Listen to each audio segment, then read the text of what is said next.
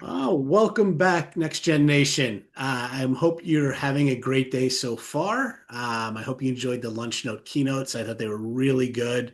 And I'm really excited for the breakout sessions this afternoon. So thanks for joining us. This is the First Time Manager Toolkit. My name is Doug Mashkuri, Vice President, General Manager of GovLoop, and today I get to be your moderator. So let's get into it. Congrats, you're now a manager. Now what? What are we going to do? There is a very steep learning curve. There's a lot to do with not a lot of time to get trained up. And to be a great manager, it would be great if you had some type of toolkit. Well, the good news is we do have a toolkit we're going to talk about today. Before we get into this awesome session, however, I do need to cover a few housekeeping items. Please check out the resources tab. There's tons of information and resources specific to this session in there. Visit the exhibit hall after this session. There's lots of informational resources and booths there to check out from our partners. Networking, please use the chat. It's open right now. You can talk to us. You can talk to the speaker. You can talk to other attendees today. It's a great place to get information and meet other folks. Q&A, a couple areas here. One, if you have any technical questions, please put your technical issue in the Q&A and my colleague Kelly will help you. Also, if you have questions, we do have a Q&A session scheduled for later in the session, and we will get to those time permitting. If you need closed captioning, look for the show captions icon at the bottom of your screen. It'll turn it on. And lastly, this will be available on demand. So don't worry about taking notes today. You'll receive a link to this session with the full archive available to you tomorrow. Let's talk about CPEs. If you've been to a session already, you've heard this. Three simple steps to get a CPA. One, check. Attend this live online training. You're here. Polls. There'll be a few polls scattered throughout today's session. Please take the poll. There'll be a pop-up window and you can answer there. And the third step is at the conclusion, complete the evaluation. It can be found in the resource module on this training or in the resource center in the main environment. With that, I am done with the housekeeping items and really excited to introduce a longtime next-gen speaker and friend of GovLoop, Don Bauer. He's the senior advisor, AI advisor at OPM, former CTO of Global Talent at U.S. Department of State. Don, welcome back. Psyched to have you. Yes, thank you for having me again. I'm like a bad penny. I keep turning up, so it's good to be here. All right, we ready? We going? All right. So welcome everyone. When Emily and I were talking about strategies on how to do something for first-time managers, or if this was a topic that was coming up, it was like, wow, I can remember occasions where I was dumped into it and had to survive. My first experience was at age 22 in the Navy, and I had 21 people working for me. Most of them were twice my age. So I've lived through this myself in many occasions. And then somebody showed up one day and I was removed, not by any performance issue, but I was told this guy's more senior. He's now in charge. And then he left and I was back in charge. So it's interesting how you can flex. And of course, there's always that good rule of thumb. A good manager is always also a good follower. So today we're going to talk about the toolkit, to survive the role shift, and then build a simple operating system. And the simple operating system, I think, is kind of a thought strategy to employ. And, there's a lot of stress, a lot of things moving around and everything. So, anything that you can keep yourself grounded. And of course, it doesn't need to be, 52 items to remember, something very clear and correct. So, this side, as you normalize, is like you're not the only one, right? Clarify, did you turn your responsibility into visible priorities and decision rights? And we'll talk a little more about that. Practice. There are some things that you should kind of do as a first-time manager, and it's a great way to start out when you do this. And then obviously protect. Keep your sanity, set boundaries, document trade-offs. And in some cases, you want to track what you do because sometimes somebody's going to come and challenge you. That's part of managing and leading. Next slide, please. All right, Don, before that, we're going to do our first poll. It's a level Ooh. setting poll. So let me throw it out here for Right. our friends. So which sentence best describes your first time manager moment? I was ready-ish. I got handed the keys during a fire drill. I still do my old job plus everyone's feelings. I am here for the snacks and survival tips. I love these choices. I think we could probably check all of them at different times in all of our careers. I know I can. So Don, let's give it a few seconds here. We'll get a few more, and then I'll push the results out, and we can talk quickly about it and then move on. So let's see. It's evolving. Nothing surprising me yet. We'll give you about 20 more seconds, and then Don, you'll see the results up here as well. So let's see. All right, I'm gonna go ahead and share the results. So first, Don, can you see the results? Yes, I can. Yes. Okay. Anything surprising you here? Any breaking news pieces for you? No, I mean, obviously, it's good to hear that people feel like they were ready. I mean, that's always a good Yeah, thing because that confidence goes surprised a me. long way. Yeah, well, leadership is and confidence are synonymous in some cases. I think the I still do my old job plus everyone's feelings. You can see that's the next highest one. And yeah, Yes. that that is the one thing that management brings to the table, which many of us recognize that we don't get paid extra to be a manager, but we have to deal with everyone's feelings. So yeah, it is an added burden. So all right, now let's move on. All right, let's go. You're Ish. up. Yes, I see that, Connor. All right, so this was something that I worked on quite a bit. I was like, what are some of the things that you experience like when you're dropped into it, right? Uh, you know, and I frame this, for those who've been in the government for the last, 12, 24 months and experienced some of the upheaval that we went through. I went through quite a bit myself. There's a lot of this, unclear authority, too many priorities, the people that know how things work left, and you're left to be picking up the pieces and with no turnover, no preparation whatsoever, and we're just expected to kind of step in and make it happen. And so it's interesting when you see some of this is, you got caught. We've all lived under budget pressure. Am I allowed? And the other one is imposter syndrome, and this is back to confidence, right? Oh, I'm not good enough to be a manager, right? And obviously that comes across when you're trying to lead others. So sometimes you just have to own it, right? So next slide, please. So the job changed for being an expert, and I think this happens a lot in the technical world. You're the number one guy, you know everything, every system inside and out, you know how everything works, and then the next day somebody looks at you and go, "You're the most senior, you're in charge." And a lot of techies are never ready for leadership because that's not something they have to worry about. And some of them have to develop some social skills along the way because sometimes the job doesn't require it. So there's a lot of opportunity there that say, okay, you have to do the work, you know the answer, be fast, but now you're setting priorities, you're removing friction, you're making decisions visible, and you're coaching people. So your value isn't what you personally produce, it's clarity and confidence you create around the work. So this is one of the hardest things for a doer, and I can just definitely consider myself a doer. I'm a coder by trade. So when I stopped coding, it was a very frustrating moment for me. It's like, man, I miss it. And so I kind of wanted to look over shoulders. I wanted to poke, hey, you're not in charge yet. You're the boss. Let me do my job kind of thing. I was getting a lot of the hand because I was poking my nose in. But now my role changed. And now I had to look at ways to add value to the organization. And this is somewhere where the imposter syndrome comes from. Because as a manager, sometimes you're not the producer anymore. You're the one that's getting all the people to produce. And for those that are used to actually accomplishing something and showing like, hey, look, I built this. You don't get to do that anymore. It's we built this, or they built this, or something of that nature. So it's hard to kind of own or kind of live into that moment because you feel like, gosh, I'm useless. I'm not doing anything. I'm just sitting around telling people what to do.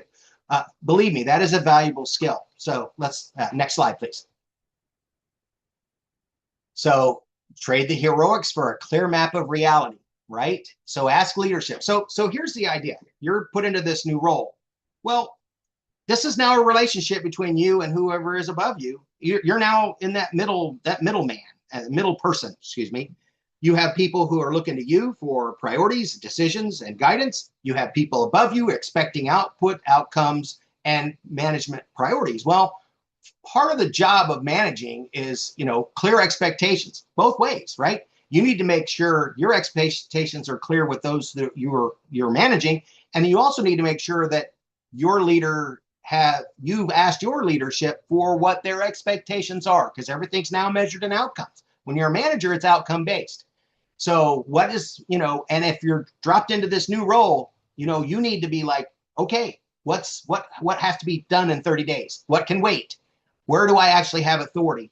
You really want to make sure you kind of set the ground rules around what you're allowed to do, because there's nothing worse. What is it that, and Doug, help me out here. Is it's responsible without authority, or accountable without the responsibility? I mean, there's this thing where you're told and you're responsible for something, but you don't have the authority to actually make it happen, and you kind of being stuck. And I know many of us have felt this. Oh my gosh, you're punishing me for something I had no control over, but you don't give me the actual power to make that decision or that true. And in some cases, that new management role, depending on who your leader is, your manager, that can be a challenge, because they may not be willing to let go of the micromanagement aspect of things in order to make sure they don't look bad because you're not performing to their expectations, even though they may not be using our toolkit, which we're telling you how to do that. So the other thing is mapping the work, right? And this is an idea of saying, okay, in order to know what it needs to be done, you need to get a list of what is actually there, right? You need to understand what the content that you're expected to manage is. So listing the deliverables, owners, deadlines, risks, decisions stuck in limbo. You need to get a clear accounting of that, because at some point you're going to have to present that up and say, here's where we are with this. And then trade-offs, and I'll talk a little more about this later, but the higher you go in the leadership realm, the less you do, because eventually you become a manager of managers, right? So at some point you're now 1, 2, 3, maybe even 4 steps removed from the actual produced output, the outcomes, right? So when that happens, everything is risk-based, right? So the trade-offs is always about, what happens if I don't do this?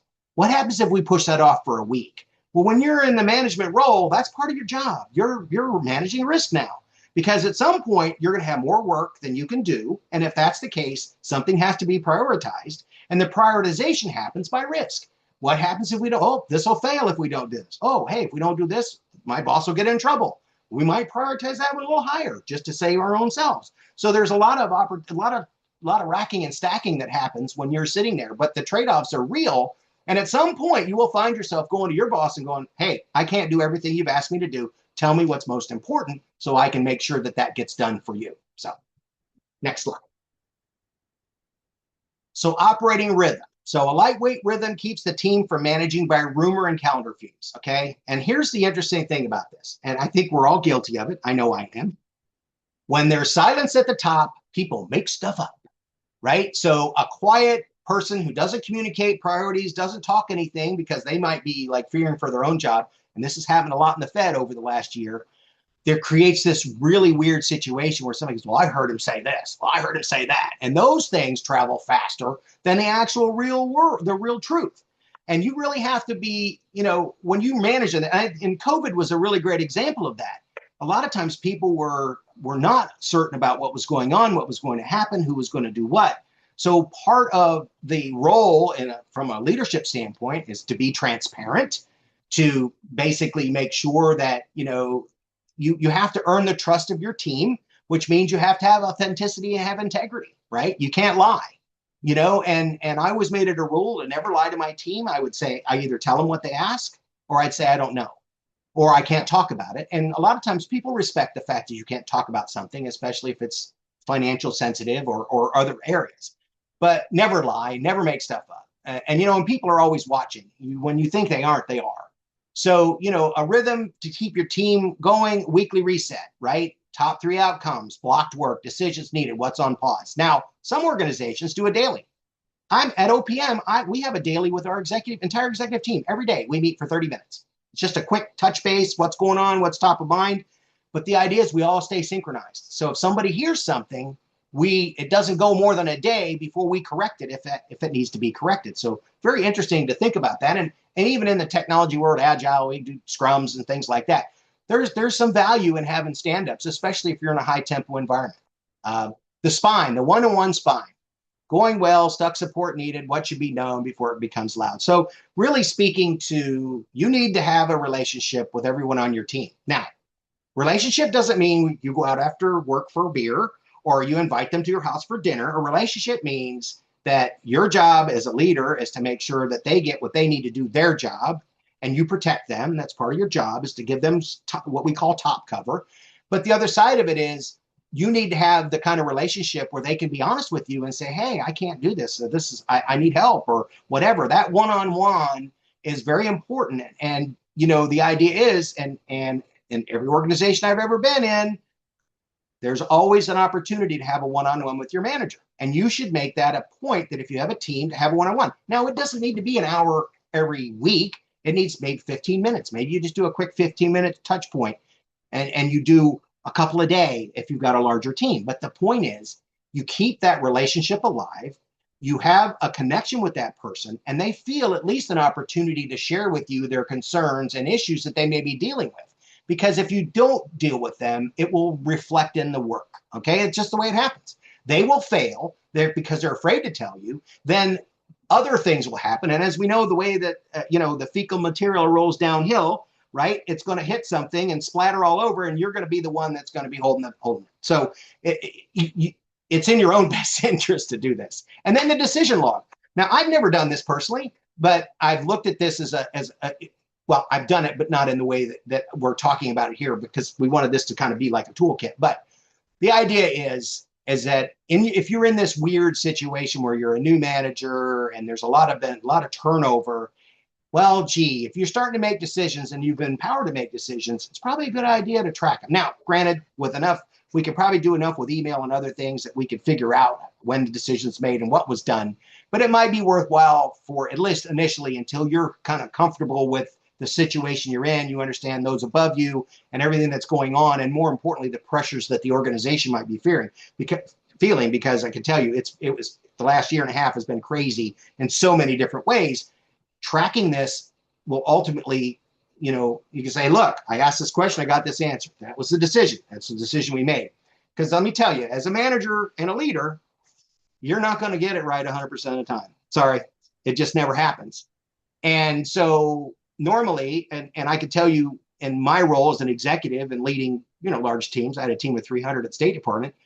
You just have to own it and fix it and move on. And ultimately, it's making a decision and not being afraid to make one with the information that you have available. And if the information available changes after the fact, well, the decision might have been different after the fact, but that wasn't available at the time the decision was made. So you really need to own that and just say, look, at the time I made the decision, this was the facts at hand. I made the best choice possible for the situation at that time. And sometimes tracking that kind of information, and somebody go, well, we found out later that was a bad decision. Like, yeah, it was. And had I known differently, I would have acted differently. But at the time, I didn't. And that's one of those things where you just own it and move on. And, it's a situation. I mean, obviously, when you're talking about people's lives and things like that, or affecting careers, you're going to weigh a little bit more into the decision. But at the end of the day, you're not going to get them right all the time. And just tracking how you've done that would be of great benefit. So next slide. All right, Don, we're going to do our second poll before that. So let's just jump in here. I love that rhythm you just went through. I mean, I think it's so important to kind of state that, have that as a tool. Second poll, what people management moment feels hardest for you right now? Giving feedback without making it weird. Delegating when everybody's already overloaded, check. Handling conflicts or performance concerns, managing up when leadership wants answers yesterday. Again, I think a lot of these apply to us, so pick your kind of top choice here, and we'll give you a few seconds.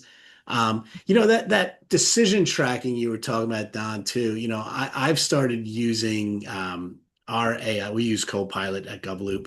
To summarize all my daily meetings into what decisions were made, because like I bounce from meeting to meeting, and I can tell you at the end of the day what I did. And using that tool has saved me so much time. It goes through all my transcripts, all my meetings, and just gives me a daily summary every day at 5 p.m. And it's really helped me be a better manager, because I'm tracking what happened and can communicate that to my team. and be consistent, because nothing's worse than when a manager's like, I forgot what we talked about, So it's been a big Yeah. help for me. The older we get, the more that happens too. And I don't know Yes, why. it's happening. I You know, did it my last. excuse has always been I am such a learner that everything I push into my head, something has to fall out, and occasionally I forget. It happens. All right. Well, let's end this poll and look at the results real quick. We had really good feedback here. So the number one thing right Yes. now, conflict and performance concerns. That does not Always number surprise me. one. Yeah, it is. Delegating too, I guess that's a close Yeah. second. And delegating's hard, especially like I mentioned earlier, if you're a doer, it's hard to delegate because nobody can do it better than you, right? Yep. I know how to do this. I can do it with my eyes closed, but you got to trust somebody else to do it. And that's always a challenge sometimes. All right, Yeah. let's move on. All right, let's go. Next slide. Oh, no, we're on the next slide. Sorry. You're good. All right, good. All right, so speaking of performance concerns, what a perfect slide, right? Feedback lands better when it's specific, human, and tied to the work. Okay, so here's the thing. And we're going to talk about this in the second half of the presentation. We're going to talk about soft skills and being promoted amongst your peers, because there's some uncomfortable things that happen when you become the boss over your group, that you were like the buddy, you were like the bros or the gals or whatever, and all of a sudden you're in charge. Everybody looks at you like, hey, you got me, right? But specific, human, and tied to the work. So context. I think the only way to address behavioral issues is to be very specific, and it doesn't need to be punitive. It doesn't need to be it doesn't need to be belittling or diminishing. It needs to be factual, and it needs to state the issue or the concern, right? Name it, name the context. In this yesterday's briefing, describe the behavior, the impact, the risk or the status or whatever, the action and effect, right? So the idea is like, okay, if something's happened, somebody misspeaks, somebody speaks out of turn, somebody asks a question that's not there, or they're uninformed. Maybe information changed after they didn't track or follow things. So you want to make sure you're specific about it. And then request and encourage, right? Ask for the next move and signal confidence. So in other words, use those, it's an overused term, but teaching moment, right? Okay, you screwed up. Not every single hiccup or behavioral issue demands a PIP or performance plan or a documentation, so that the next, if it happens again, we fire you. It's more along the lines of, if from a leader standpoint, your job is now making sure your people can do their jobs and they're performing at a level that generates the outcomes that are expected by the organization. So, and from a management standpoint, not one size fits all. There's 100 models out there, TQM, and there's all these other ways of doing leadership and management, a coach, a dictator, whatever, how you lead. But every person requires a different interaction, right? Some people don't need a lot of direction. Others need very specific direction. But you can give specific direction without being condescending or talking down to somebody. You just make sure things are done, or you have SOPs and documents. And then that way you aren't necessarily having to communicate it verbally or to a person. You can say, hey, here's an SOP, follow this, and we should be good. If those do not work, well, it gives you a lot more legitimate reason to document a performance issue, because now you said, I've asked you to follow these things, and you didn't follow them. That is something that is very black and white when it comes to, you didn't do what you were asked to do, and you were given the appropriate information to do it, right? As opposed to a verbal, hey, go do this, and then, oh, you didn't do what I asked you to do. And that's clear direction, which we can talk about a little bit more later. So next slide. Delegation is not dumping work. Okay, so that's, and for those of you that have a problem with that, just say it to yourself. I'm not dumping, I'm not dumping, I'm not dumping, right? I actually mentor executives, and I had one this morning, and she goes, that is the hardest thing for me to do. It's because I always feel like I'm dumping on somebody else when I delegate. I just can't delegate. She says, I'd rather do it myself and not bother them. And I'm like, that's not a leader's job. A leader's job is to delegate, to give them the authority. Now, there's some interesting things that happen, but we'll go through this first. Outcome, what it looks like. So delegation is, the idea is, I need you to go do this. Okay. And I always I have a perfect example. My teenage daughter, back when she was a teenager, I asked her to clean the kitchen. Now, my youngest daughter would be like, clean the kitchen means sweep the floors, maybe do the dishes. And she'd be like, good, we're done. Dad's expectation, clean the kitchen, wipe the countertops, wipe down the cabinets, clean the stove, get the kitchen, all of this. Now, and I wasn't a draconian dad, don't go there. But the point being was, if I wasn't clear with her on what I expected as the outcome or the final product, how can I be mad or even be upset with her if she didn't produce what I expected her to produce, if I didn't tell her what I expected her to produce? I mean, it's a very simple situation, but a lot of people miss that. And a lot of times, and you find this if you're a delegator, if you're a person who's used to doing the work, there are things that you do that you probably don't think about. We always talk about muscle memory. I could do this with my eyes closed. Well, Sally or Jim probably never done it before. So you need to be very specific on what needs to be done. Now, some might call that micromanagement, but the idea is you have to build that trust up. But the idea is you tell them what you expect, and if to any questions. And right now we go back to those one-on-ones, okay? And it's okay to say I don't know, right? Not everybody knows everything. So if they say I don't know, okay, well, here's what I mean. And the idea is, now the other side of this is, from the delegating standpoint, is if you're the only one that ever does something and you're not around, what does that do for the mission, right? Now something doesn't get done because you're the only one who knows how to do it. So it's in everyone's best interest to cross-train, let other people learn how to do things so that you can be interchangeable as a team, right? And of course, the outcome and the why, the mission, the customer, the risk, and for me, it's always mission. What's in the best interest of the organization of this particular task? Guardrails, don't do this, don't go there, don't put your trash in that bin, whatever the case may be. And then, of course, throughout the process, the checkpoint is, okay, maybe we do, come after you do the first few steps, come see me, and I'll give you some feedback on if I think it's going well or not going well, or if you have questions, right? And then, if you feel like it's not getting done, or the expectation is it needs to be done faster than you can do it, that's when you raise your hand and say, hey, I need some help, or can you jump in and give me? I see Jennifer in there. Yeah, single point of failure, right? And the government is now experiencing that 100-fold, because so many senior people walked out the door, and government has talked a lot about succession planning, but has done nothing about it. And it's really showing now. We have a lot of junior people that don't know what the heck's going on, and we can't fault them for it. It's not they didn't do anything wrong, if they were not properly prepared. But I'm asking, so delegation is I'm asking you to own the outcome, not read my mind. So let's agree on what the guardrails are in the first checkpoint. So that is one of the very first kind of rules from management, is clear direction. As long as you give clear direction and what your expectations are, and you're giving of your time to ensure that the task is done correctly, you may have to do an extra explanation the first time or second time, but after that, theoretically, you got the trust. They know what you expect. You know what they expect. They know what to expect from you. Everything's good. So it's very important this is a very important part of management, because the ones that don't delegate are the ones that end up getting overloaded, burned out, and then they end up leaving the organization because they can't take it anymore. And it's all on their own. It's all because of their own behavior, not intentionally, but because of the lack of being able to delegate. So next slide. Okay, managing up. Whoa, this is a big one. So the idea is, and this is Don's philosophy on managing up. If you have a boss that wants very detailed status reports about what's going on, I'm a pusher, right? I will push information. I will give them multiple status updates in a day.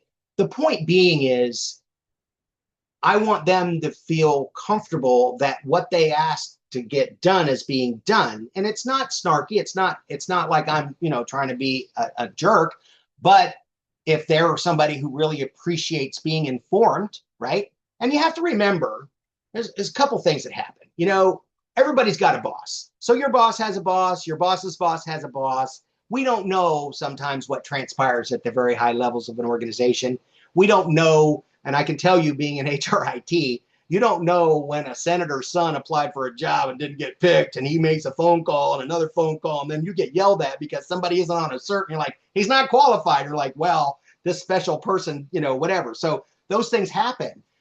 So a lot of times, while you think it might be like, stupid or like overkill to report up, sometimes it's in your own best interest. And more importantly, I always ran under the philosophy, no surprises, right? I didn't ever want my boss to be surprised, which means I had to keep them informed.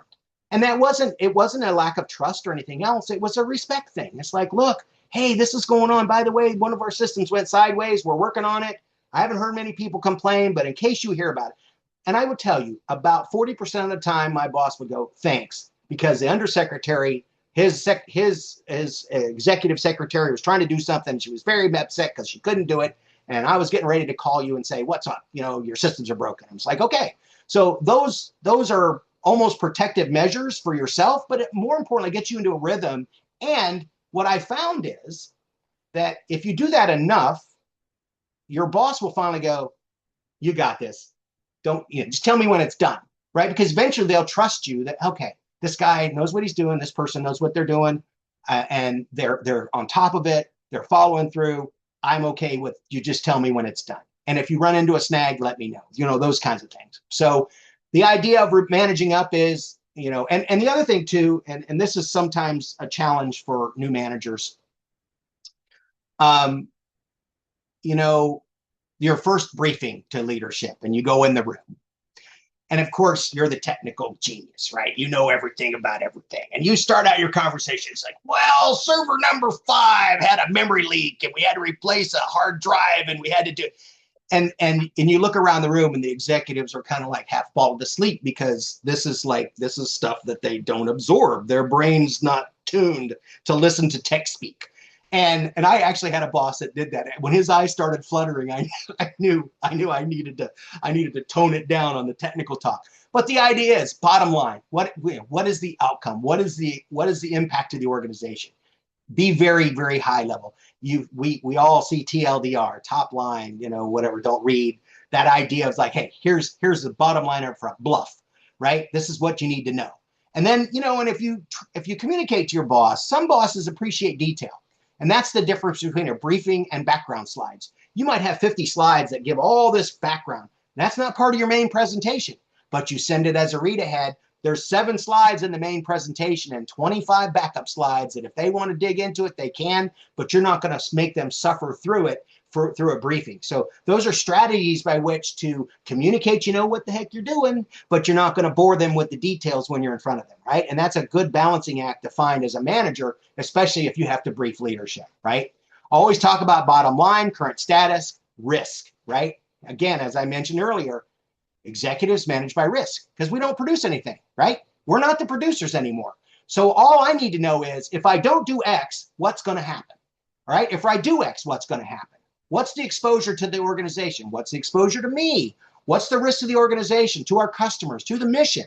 Those things, if everything is managed and presented in terms of risk, executives will pick up on it right away. Because usually, and this is a tactic, if you're having a problem getting a decision on something, telling them what will not happen if they don't make the decision is much more valuable than begging them to give you the money, the resources, or whatever for whatever you're asking the decision upon, right? So always gauge things in terms of risk.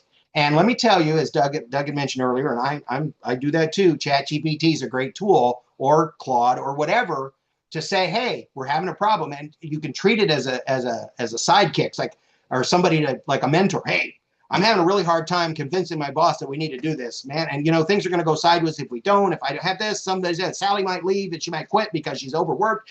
People are working overtime for no reason at all. You put all that in there and it's like, how do I communicate these risks to my leadership? And it'll come out with some very succinct responses. Now, you don't have to use them verbatim, but it's a great tool to help your brain kind of process and maybe collate the information into a couple of coherent sentences. Because again, you want to be as brief as possible, right?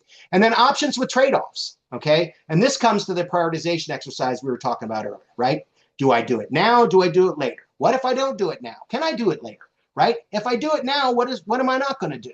Right? And then that's where you go to leadership and say, boss, I know you wanted this number 1 thing done, but if we don't do number 2, 3, and 4, we're going to get way behind and we might get in trouble, which might actually get us in trouble with your boss. Your boss might say, I got you. Go ahead and move that to number 2. So the idea is that if you present it with what the trade-offs are, because I think we're all of that realization, you can't do everything in the time that you have to do it. And at some point, you know, overtime doesn't count, right? You should never depend on overtime. Should be for emergencies only. Because if you're starting to depend on overtime to make sure your workload gets done, you've got a problem because you're going to be burning out your people and more, you know, and I can tell you, working in the software world prior to all the AI coding, there's diminishing returns. When people start getting into the 10th, 11th, and 12th hour of the day, their productivity goes so low, it's not worth them staying extra. I mean, unless they're sitting there answering a phone, right? Because you need coverage. Other than that, there's no viable outcome because people just they run out of juice, right? And then also, this is one of those things in management now that you're going to have to always be prepared for, is don't walk into the room with a problem unless you have a recommended solution, right? That has got to be number one. Because the next thing is, again, remember, the executives and the leaders above you, most of them don't produce anything. So you need to say, this is the risk. If it doesn't happen, this is what happens. Here's what I suggest we do, right? You close the loop. You say, so at this point, all they have to do is weigh the risks, weigh the upside and the downside, and go thumbs up or thumbs down, right? And I would always recommend maybe having a plan B and a plan C, but not always. Just the idea is if you get into that practice of recommending a solution, and if the boss disagrees with your solution, then hey, the pressure's off of you. All right, well then, okay, boss. Well, what do you suggest we do? Right? At this point, you didn't fail in your idea of thinking a problem through. Your boss wants to go in a different direction, and sometimes they do for very valid reasons, because a lot of times you don't have all the information. And you have to accept the fact that sometimes your boss will make a decision that you disagree with because they have information that you don't. And having the transparency, and I know with my teams, I would always share with them and say, look, guys, I hear you. I'm with you. I understand why you're recommending this solution, but we're going to go this way, and here's why, right? As much as I could tell them. So they understand, because it's just as important to let your team know that they were heard and their opinions were considered. And this is at all levels of management. It could be lower management, middle management, upper management. As long as people feel heard, in many occasions when somebody did something I didn't recommend, I was like, cool, thanks. Because I felt heard. I felt like they understood my concerns, and they chose to go in a different direction for reasons that I may not be aware of, or they would bring new information to this decision, and I would be like, well, now that I know that, yeah, I would agree to go in a different direction, right? It's always about making a decision with the information you have. So, translation move, convert team reality into leadership language: capacity, risk, timeline, compliance, and public impact, right? And public impact can be customers, internal customers. There's a very generic way of managing that. All right, and then don't bring a fog bank. Fog banks are a big thing these days. Bring a weather report and a recommended umbrella. Okay, so next poll. Go ahead. All right, we're gonna do the poll. I just want to make it a point on that recommended next step, how important that is. And without that, you really do cut your legs out from under you. And it's just showing that you're thinking about these things. So thank you for including that. Poll 3, what is leaking the most sanity from your week? I love these questions. Too many urgent priorities, unclear authority. That's a tough one. Emotional spillover from the team, meetings multiplying after midnight. Ooh, that's a tough one too. So let's see what our gang comes up with. They have babies. Yeah, it's amazing, isn't it? You open that up. I thought I had some time today. Nope. Somebody stole my time. Time thieves. It's crazy. All right, we'll give it like 20 more seconds here and see. I'm surprised the meetings one's not as high as it is, because I know I think the urgent priorities is probably number one. That's what I would predict. And unclear authority. Those are kind of two. All right, I'm gonna give it 5 more seconds. We're really good. We almost have an 80% response rate, so I trust these responses. Could have selected 2 or 3. Well, we could say check all that apply. I guess maybe, Doug, we could change our polls in the future. Yeah, but then everyone's going to check all of them. I like how we prioritize them, honestly. All right, let's share the results here. Don, you were right. 59%, too many urgent priorities. I lived that today. Yeah. Unclear authority, emotional spillover, meetings multiplying. So, okay. All right. Nothing surprising there. Let's keep going. Next slide. Okay. Sanity. Protecting your sanity is not selfish. It's continuity planning. So contain the day. So, the other side of leading is making time, right? Because now at some point, as I mentioned earlier, you're no longer making stuff. Now, you may be going to meetings in support of your boss, so you have your own stuff to do. But the idea is always make yourself available for that morning chat, the water cooler, the step aside, whatever. And then, of course, if hard questions come up, make sure you track them, but you don't necessarily need to address them right away. And we all familiar with the parking lot when we're in strategic sessions. Hey, you're out in left field, buddy. We'll put that in the parking lot and talk about it later. Separating empathy from ownership. This is another challenge. I think, as you can tell, I'm very passionate about what I do. I care about the mission. I care about my people. I'm a customer service advocate. I want to make sure people feel like they're served well. And when you're in HR, it's careers, it's paychecks, it's things that are very important. So, take it very seriously. But I think the point is you can care, but you don't have to take on the burdens of the world and feel bad at the end of the day because things are not going well, right? You can only do what you can do. And I think the way I've always approached it, if somebody comes to me with a problem, I've never been a not my problem guy. I've always been like, let me see what I can do to get you to the right person. But the idea is that you care and you can act, but you don't need to own, right? And I think that's important for your own personal well-being, because there's occasions where you start to feel like, oh my God, the world is crashing down around you, and because you're absorbing the emotions of everyone else. So, and then escalate cleanly. The idea is that there's nothing wrong with taking a problem to your seat, running something up the chain of command, up the flagpole, as we call it, right? Because again, if you find yourself in a situation where you haven't been empowered to make a decision, but a decision needs made, that the circumstances have changed, new information has been revealed, things have gone sideways or gone critical, as they say. You document what you know, and you go to your leadership and you say, hey, here's what we know, here's the situation.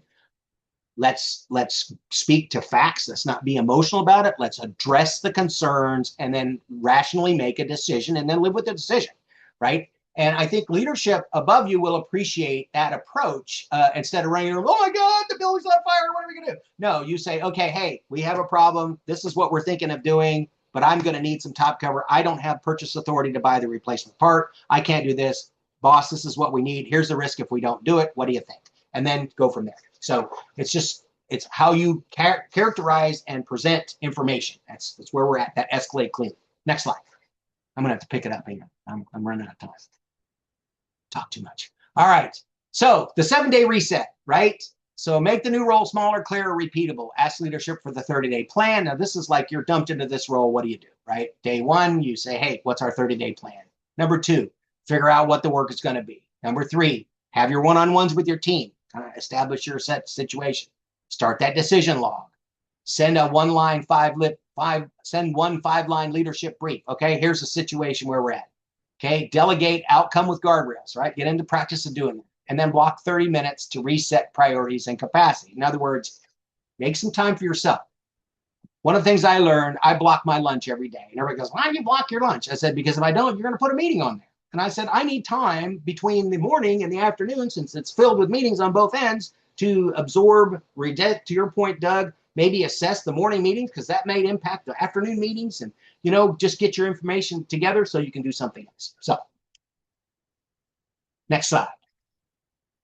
All right, field guide. So, and of course you're going to get these, but this is one to print. Pause, or when things get tough, go back to the basics. What's urgent, important, unclear, or emotional. Clarify what outcome matters, who owns it, what decisions needed, right? Communicate. Use the 5-line brief, state the risk plainly. Offer options, right? Don't go in there with problems unless you have a solution. Coach, context, action, effect, request, encouragement, right?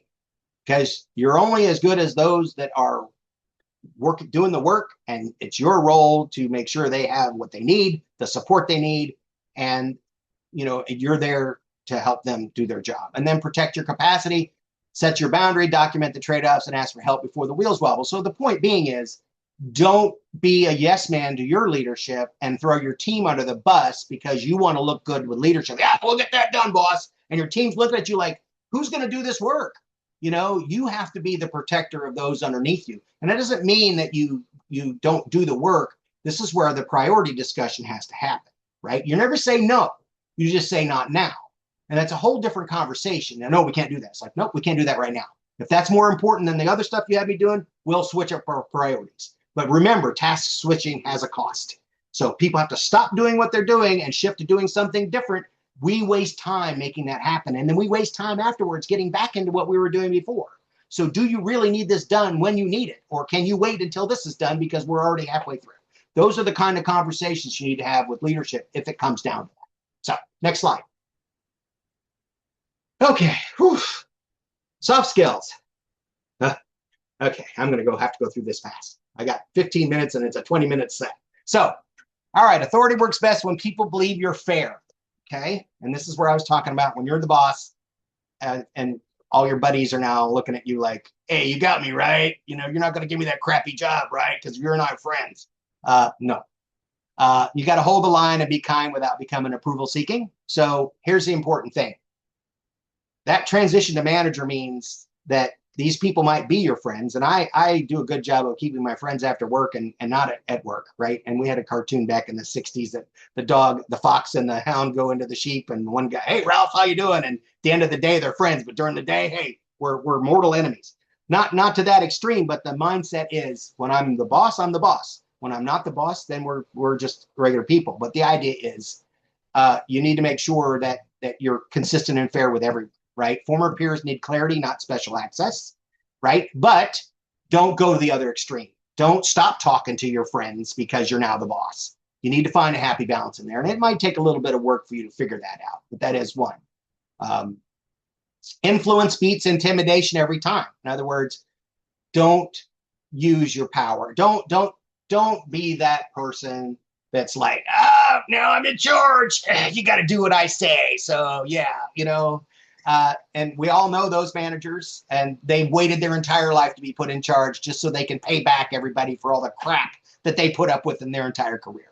Don't be that manager, right? It doesn't end well. And then protect fair process. Fair process prevents resentment and revenge work. All right. In other words, if you're fair and consistent, and consistency is just as important as being fair, you can't be be you. I'm pretty high energy all the time. So I don't have a problem with being like this or that. It's like I'm always the way I am, very authentic. But the idea is that you want to be fair to everybody. So next slide. Oh, we have another poll. Hey, Don, I'm just going to run the polls in the background because I know you're running tight. So just keep Okay. going. They can keep going. Okay. Yep. All Yep. right. We can do both. Well, it's blocking my screen. Can I move it?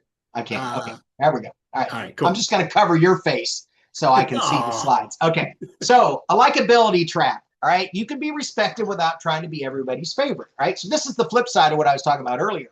It's like you don't have to be like super nice to everybody and like, oh yeah, I'm your boss now. I'm your best friend. No.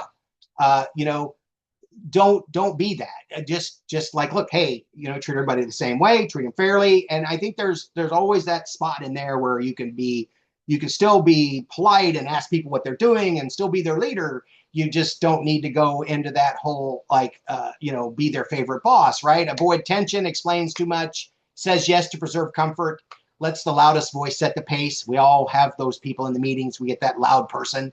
And sometimes as a manager, you got to go, okay, thank you for your input. I want to hear from others, right? Inclusiveness is a very, very important aspect of leading teams, especially if you're taking input, because the loud person in the room is going to set their out there. And others may agree with them, but there might be people who are sitting back who are not saying anything because there's no air in the room. You got to make space for those people to have their say and give them an opportunity to speak up. Even if you go with the loud person in the room, the idea is everybody feels like they're included, right? Or at least they're heard. Right? You need to listen well and explain your decision once, keep the standards stable, let the mission set the pace, right? It's about mission. Your job is to be liked by everyone. It's to be fair, clear, and reliable enough that people can do good work. Not hard to do. Next slide. Pushback is data, not an automatic veto. All right. If people push back on a decision, is the resistance about the facts, the workload, the risk, equity, or fear, right? You need to find what the source of the pushback is. It's information. It may not be bad. Decide, use the mission, the policy, capacity, timing, others can impact your decision as a manager, right? And I feel like the more transparent you are with your workload and what your team's expected to do, the less this will become an issue because everybody feels included and know what's going on. Right? I've never been one that says, hey, why are we doing this, boss? Don't worry about it. Just do your job. I've heard that in my career. It's like, not your concern. Just do what I tell you to do. That doesn't serve anybody well. If you go like, hey, if we do this, these people are going to be, it's like, okay, thanks. Now I know why I'm doing this. I have more motivation, right? And then hold the line. Once your decision's made, do not renegotiate because somebody speaks up and pushes back, but it doesn't need to get contentious. You just say, look, This is the decision. I'm prepared to own it. If it's the wrong decision, I will own it, right? That's it. We're done, right? And if something changes, let me know, right? And because sometimes people might say, oh, that's extra work for us, or yeah, we don't like that, or I don't want to work with that person because they're hard to get along with, and blah, blah, blah. There's lots of reasons why somebody might push back on a decision. But if you can say it's the mission, the policy, the capacity, timing, and it's actually a legitimate outcome that's expected for the organization, then stick with it. Don't be wishy-washy. 61% trying to peak everyone like you. Yeah, there we go. All right, next. Don't be that boss. Power used badly creates compliance, resentment, and quiet sabotage, right? This is the one thing that people need to be very mindful of. You don't crown yourself king when you become a manager, right? The title gives you responsibility. It doesn't make you make every idea that comes out of your mouth better, okay? Just because it's you. You got to remember that. And sometimes you need to not be the smartest person in the room. And I would tell you, being quiet, having these discussions, and then weighing in at the end will give you much more credibility than leading the conversation with what you think shall be done, because immediately those that want to be liked by you, because it's a flip side of the management equation, will agree with you, even though they might think it's the most rotten idea on the planet, because nobody's actually brought up the fact that this could happen, right? Don't surprise people. In other words, you know, if you're saying, hey, Bob, can you go do this for me? And Bob's like, no. And it's like, or he's ignoring you. Hey, Bob, Bob, if you don't do this, I'm going to fire you, right? That's that surprising people with authority, right? Don't use the threatening thing to somehow get people to do the work, because it never works out well. Clear expectations, not sudden power moves. Don't ever publicly correct people. You know, you praise in public, you punish in private. That is a standard rule of leadership. Pull them aside and say, hey, I don't appreciate the way you handled this in the future. Please don't do that, right? And if they do a great job, then yes, say it in public, because people appreciate recognition is a very important aspect of leading and managing. And then don't confuse silence with buy-in. People may stop arguing because they trust you, or because they're done trying to convince you. Learn the difference. That's why I say, if you're quiet early on and listen to everybody and make sure people have a say, especially those that you respect as having an understanding of the situation, then your words will come across much more meaningful. Power should lower confusion, not raise the room temperature. So next. Former peers. This is always a challenge. Old peers assume they know priorities clearly, early, hear context first, get informal exceptions, right? In other words, like, hey, what's going on? Can you tell me any inside scoop, right? You need to make sure you set some boundaries. Now, it's okay if you can share things and you share it in a way that it's like, this is public information. I don't care if you have it in advance, right? But if there's a decision process that's pending and it impacts the entire team, those are things that you should keep to reveal in front of the whole team, and not to special insiders. Because as much as you'd like to say, hey, between you and me, never happens, okay? Very rarely is it ever between you and somebody else. They're like, hey, between us. And then they'll say, hey, between us. And next thing you know, everybody knows. So anyway, reframe. You're not punishing former peers by setting boundaries. You're protecting them, yourself, and everyone watching. Okay, so just remember that. The one thing we tend to forget about a lot of times, and this is really in the performance and accountability side, is everybody's watching. So the poor performers, if somebody tries to get rid of a poor performer and you fail to act, well, everybody's watching, including the high performers. And at some point, the high performers are like, WTF, I'm busting my butt. This guy's over here sitting on his butt. You're not doing anything about it. I'm not going to work as hard anymore.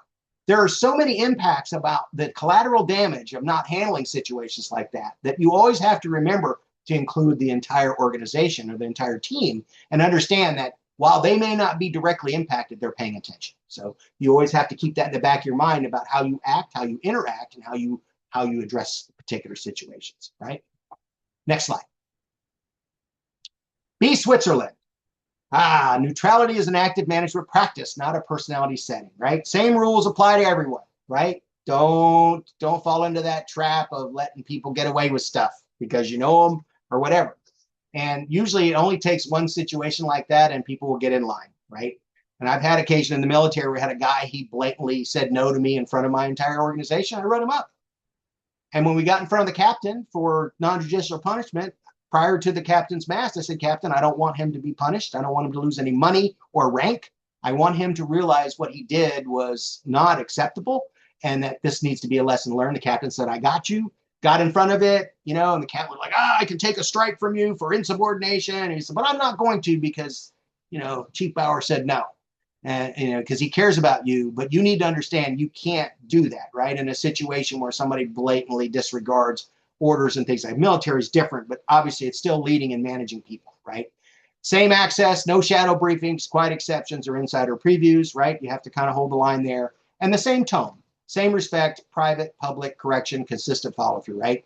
That will make you much better respected. And the interesting thing is, like I said, people are watching. Well, guess what? Other managers are watching, senior leaders are watching, everybody pays attention. So that consistency will garner you so much equity in relationships that you will be able to leverage later on throughout your leadership journey. Next.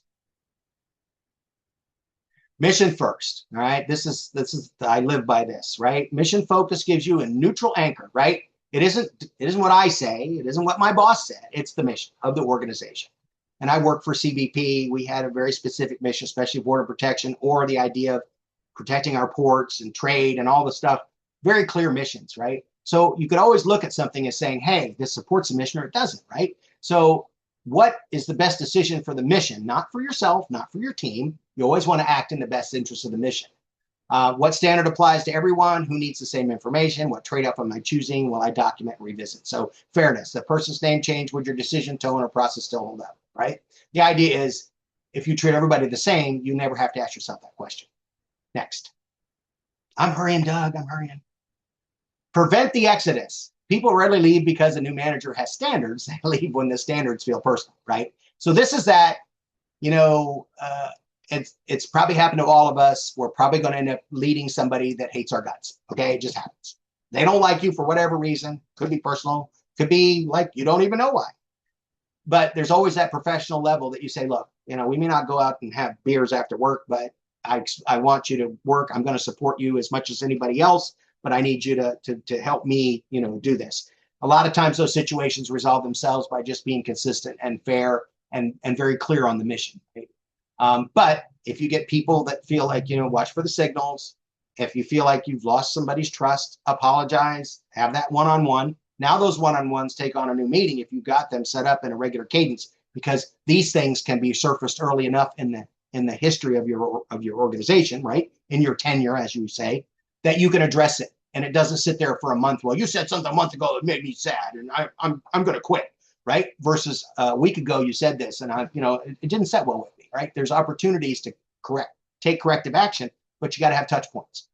And then record expectations, decisions, follow up, and impact. Documentation protects fairness. So, documentation works both ways. You can write things down when people do great things too. So at the end of the year, you got stuff for their performance plans and evaluations. Just as much as you document when somebody's not good, you should document when they are good. So, and then of course that manager script, right? I'm seeing a pattern. The impact is it's not good on the team. We need to change. What can we do? And sometimes having that conversation, you reveal they're dealing with some personal issues at home. Something's not going well in their life. Sometimes you got to give people space. It's okay to do that, but sometimes you got to have that conversation to find out. Because hey, your performance is in the dumpster right now. It's like, man, I haven't been getting any sleep. I got sick parent, whatever. Okay, well, give them some space. Rearrange the workload a little bit. Give them a little bit of compassion. It goes a long way from a leadership standpoint. Next.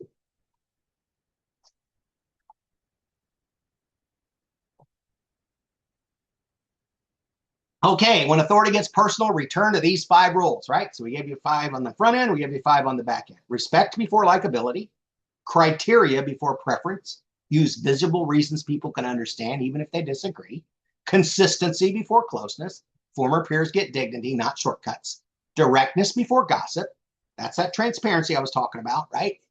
Be ready to explain why. Let people know why things are happening. Say the hard things to the right person in the right room, and mission before ego. The work is always more important than self, and you should always do what's in the best interest of the organization. So, all right.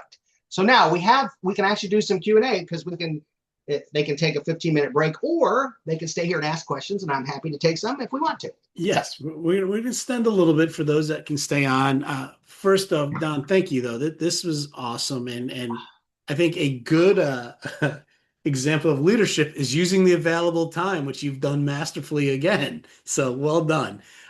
There's a good question here.